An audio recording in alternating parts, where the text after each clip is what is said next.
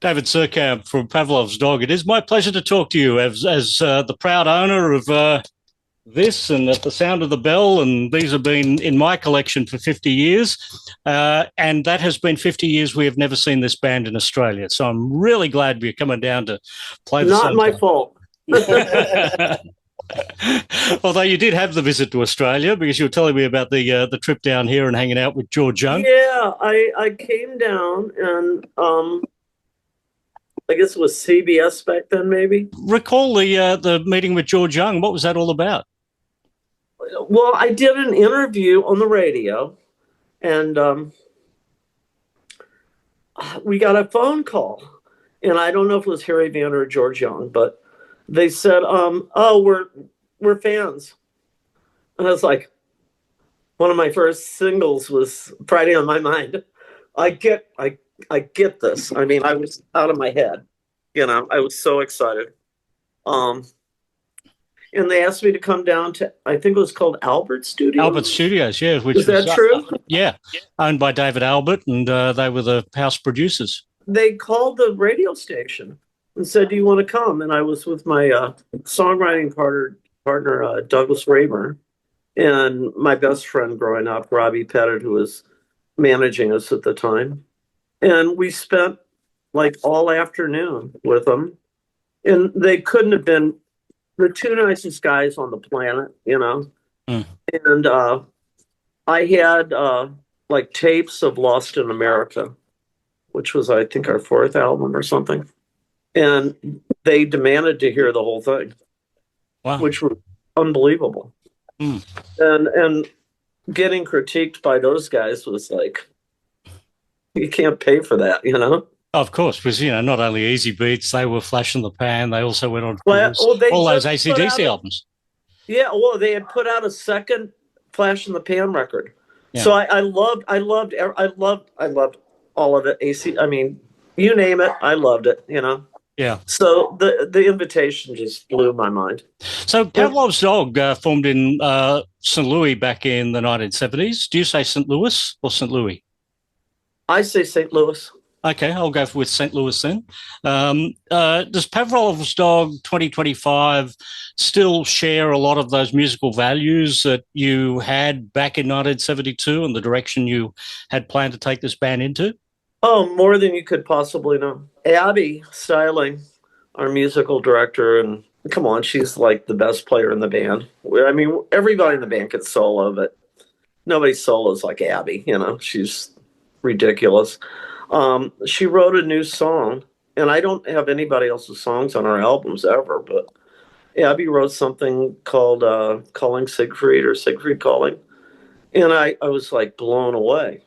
But she's a jazz violinist, and she's an incredible composer. She does film composing, but yeah, she reveres Siegfried. And he was my best friend, you know. So when I lost him, that was.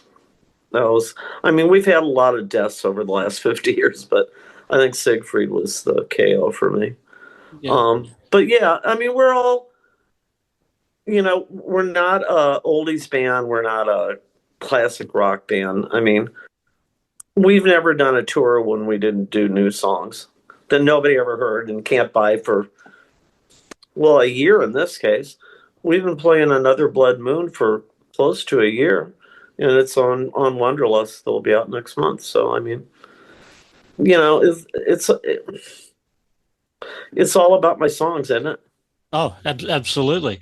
Well, you know, the one that I held up there, Pampered Menial, was such a striking debut. How long had you stored those songs up in the years prior to being signed and recording until that album came out? There was only one that was old, Episode, and I wrote it when I was, I want to say 18 or 19. I was either in the last year of high school, which I didn't go to very much, you know, or very often, or it was just after that. And everything else, I write pretty much all the time. I used to wake up in the middle of the night and come up with riffs.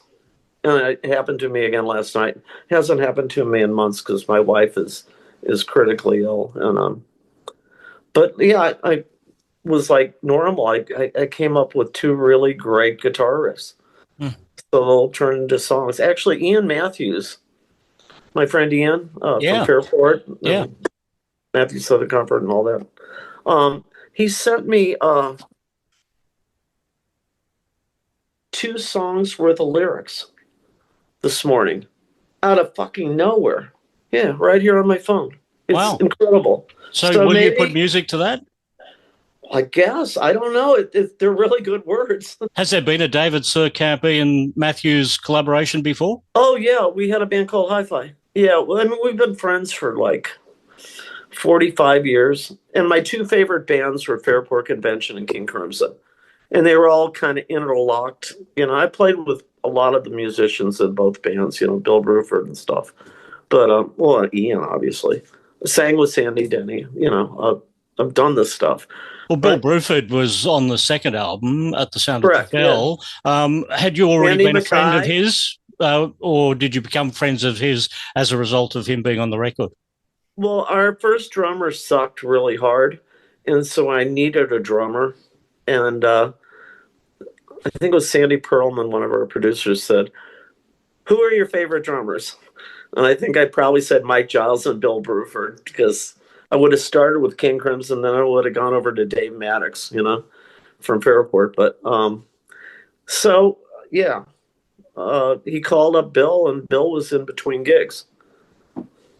So yeah, Bill came over. I don't think we're friends, but I think we certainly admire each other. Yeah. Yeah, well, that album had a lot of guests on it. Andy Mackay, Roxy Music, Elliott, Randall, Michael Brecker. That was a pretty high caliber group of musicians you brought in for At the Sound. Well, and Elliott and I are still friends. Sadie Pearlman, who you met, who along with Murray Krugman were the 2 producers of the first album. How important were they to setting up the orchestral sound and, you know, that glorious sound that Pavlov's Dog achieved on No, we had that. We had that. I mean, I'm sure we were the only prog band in the United States, or if there was another one, I don't know who it would have been. I don't think Kansas is prog, are they? No, I wouldn't put Kansas as prog. I'd just put them as a rock band. Yeah, me too. So, yeah, we were probably the original stupid lot that were playing this incredibly complicated music that nobody could dance to. We never did covers. Ever. I mean, we did a couple just like larks or something, but we didn't play them in concert or anything. Like, we would play Matty Groves every once in a while. We'd play Don and Dewey, the jazz standard. I mean, but we wouldn't play for people, you know. But I mean, but yeah, it was basically my songs. Yeah. Yeah, I would imagine that if you don't do a cover of Friday on My Mind when you come to Australia, you'll probably get deported after the first concert. Well, you know, I was a journalist like you for a bit, like 10 years while my daughter was growing up. And I talked to Mike Hutchins, and he was like, "I love Pavlov's Dog. Are you David Surkamp?" Or the David Surkamp. And I was like, well, there's another one. He's my cousin, but yeah, I'm the one you want. And I told him how much I like Don't Change. So if I was going to do something, it might be Don't Change. But right in my mind, it would be just fine, you know? Yeah. I know. I've read about your past career as a journalist. You could be interviewing yourself here. Oh, it was weird. I mean, there was a few people that just, like Mike Hutchins, he was like, I mean, are you him? I was, yeah, I'm him. Yeah. But I have to explain to everybody, I was in love with my wife since I was in high school, and she was married for like 18 years, and we got married, and then I was raising Evan, you were 3? Yeah. Evan was 3, and I've been his dad his whole life, basically. And then Sailor was born, and my daughter, and so for 10 years, I didn't want to tour, you know. I wanted, you know, to see my kids grow up, you know. Who else did you interview in those days? The guitar player in Tears for Fears. He was like just this fucking jerk, you know. Um, uh, Don Henley was not too nice to talk to. But then you talk to people like Mick Ronson, and I like huge Mick Ronson fan. You know, I was like, I can't believe I'm talking to Mick Ronson. You know, and he was so nice. And he was like, oh, you got to come down and have a beer. You know, and I said, well, I'll open the show. So I called the promoter. I said, I want to open the show. They're like, what the fuck do you want to do this? You know, I mean, but here we are, you know. When you get down to Australia, how is the set list going to be looking? Like, obviously, the first two albums were very big albums down here, gave you awards, and people know them. But, how do you get that balance of who you are now as Pavlov's Dog to who you are as a classic band? It's pretty easy. It's actually really pretty easy. I mean, there's certain things you have to do. Like, we've always opened with Late November for like a half a century. So that's easy. If you don't do Julia, you get hung or something worse. I don't know. I mean, there's just, there's things people expect. And I think generally I've written really good songs, so I don't mind singing any of them, to be honest. But I also like to do something I wrote, a month ago or a week ago or a day ago. I mean, we've literally done a day ago, which is not the smartest thing to do, but we've certainly done it. And I'm prolific, so I mean, what are you going to do? Yeah. So I play that stuff. And then we sprinkle the stuff from Echo and Boo and Lost in America and all the stuff in between, in throughout the set. So you're pretty much everybody gets everything they want, Because I'm seeing quite a bit of Echo and Boo, Prodigal Dreamer in a recent set list, a show that you may have done last month. Yeah, those were makeup dates. I got sick in the fall tour. I quit eating like an idiot, Like I said, my wife's ill, so I go through these moods. But yeah. I try to include as much of everything as I can. Yeah. And we change the setup every single tour. So yeah. But I mean, we have to play a certain amount of stuff from Pampered Menial, like Song Dance. I didn't even freaking write Song Dance. Well, I guess I did, but I didn't get credit for it. Let's put it that way. I kind of have to do She Came Shining. There's this stuff, and I don't mind. It's fine. They're great songs. I write songs. Yeah. And they're good songs. And, at least I didn't write Rubber Ducky or something horrible. I think Jim Henson made a lot of money out of Rubber Ducky. So. I'll bet he did. I'm guessing that if we look at the royalties that Julia has made versus the Rubber Ducky royalties. He's got me kicked. Yeah. Julia, the very first single that you released, right. How long was that around before you recorded it? And did it feel like it was going to be the big song? Because obviously you chose it as the first single. So there was something about that song that you decided to lead with. I didn't. No, I just, a friend of mine was going to be on a TV show. There was a band out of Ohio called the Raspberries. And they used Eric to be Carmen. Yeah, Eric Carmen, great singer, great songwriter, great guitar, and just perfect, right? And they had been a band called The Choir that I loved since grade school or something. When I was in boarding school, I had a choir single, So I just wanted to see them. They were opening for the Hollies on the show. And I was like, wow, this is going to be great. I'm going to see them. And I sat and wrote Julia on my bed with my guitar in my lap during the commercials. So it wasn't any like deep, meaningful experience.